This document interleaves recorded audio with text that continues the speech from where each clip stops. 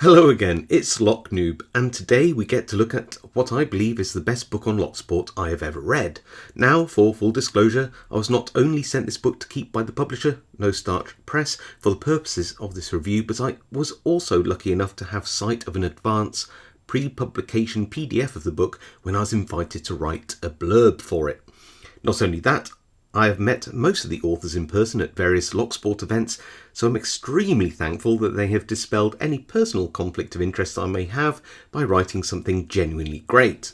The book was written by well-known and well-respected members of the Locksport community, all who are experts in their field and who each have decades of experience on the topic. So, first impressions. The book is compact, clear, well presented, and has plenty of pictures and illustrations throughout. All topics are broken down logically, and each chapter is further broken down into concise segments of information that are easy for the reader to absorb. Talking about concise, this whole book is just under 400 pages long and packed with information. The information presented here is definitely suitable for all levels of experience and skill, though I think it's primarily aimed at the newer and intermediate Locksporters who are looking to begin their journey or are looking to improve in areas of the hobby they are curious to expand into. Let us now have a look at each of the parts or topics the book presents us with in turn. The basics, pin tumbler lockpicking, impressioning, safe lock manipulation, and lever lockpicking. The beginning chapters are a great introduction to what Locksport is, what types of locks there are, the mechanisms of common lock types, an introduction to some of the higher security elements within locks, and also how to disassemble, maintain, and reassemble locks.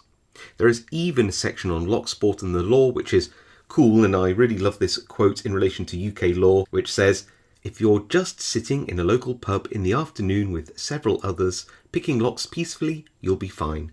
If the pub is closed and you're caught sitting in the bar, busted." The pin tumbler lockpicking sections of the book do a lot of heavy lifting, as this is core to the heart of the hobby.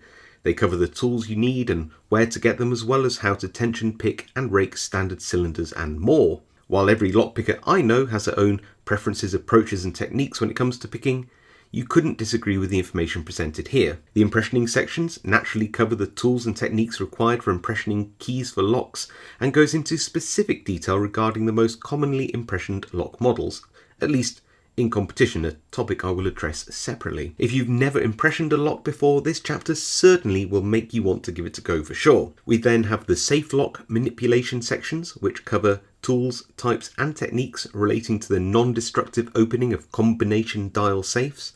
I have to say, as it's not my area of expertise, I actually learned a lot more than I expected reading these chapters, and I found the pictures in this section very supportive of that learning. And finally, we have the sections on lever lockpicking, which has in particular a great overview on lever lock types. I'm really glad they included these sections. While lever lockpicking is not as commonly practiced, maybe, as the other techniques covered in this book, I believe it's an important, historic and fun area for Locksporters to explore. One great aspect of this book that I do not believe has been covered before is the addition of a chapter dedicated to competitions for each of the aforementioned techniques. Whether it's lockpicking, impressioning or manipulation, these chapters give you a really vivid insight into the events from an insider's viewpoint. Before we go on to some conclusions, it's worth mentioning that there are some appendices that discuss other Locksport games and also where to buy equipment. Now, you may be thinking from my review and overview so far that this book is in every way perfect, but while I do indeed hold it in the highest of regard,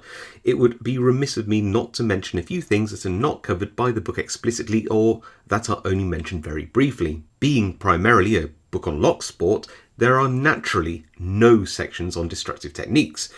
But this also means there are very few mentions of common lock bypass techniques.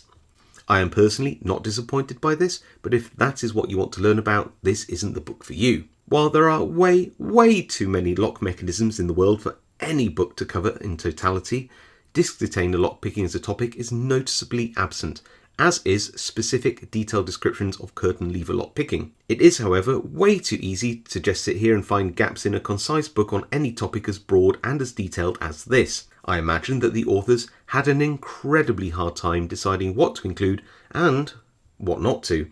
Indeed, each topic in this book could easily be a book at least the same size, all on its own. So, in conclusion, as I said at the beginning of this video, I believe this is the best book on the topic of Locksport I have ever read, and it is written with clear passion and respect for the hobby throughout. I particularly like how the authors mention and credit other community members and organisations throughout the book, even someone called Noob, whoever they are. So what do you think? Have you read this book yourself yet? Let me know your thoughts on the book or this video down in the comments below. If you can, smash that like button and consider subscribing to see more content like this, as it really helps my channel out.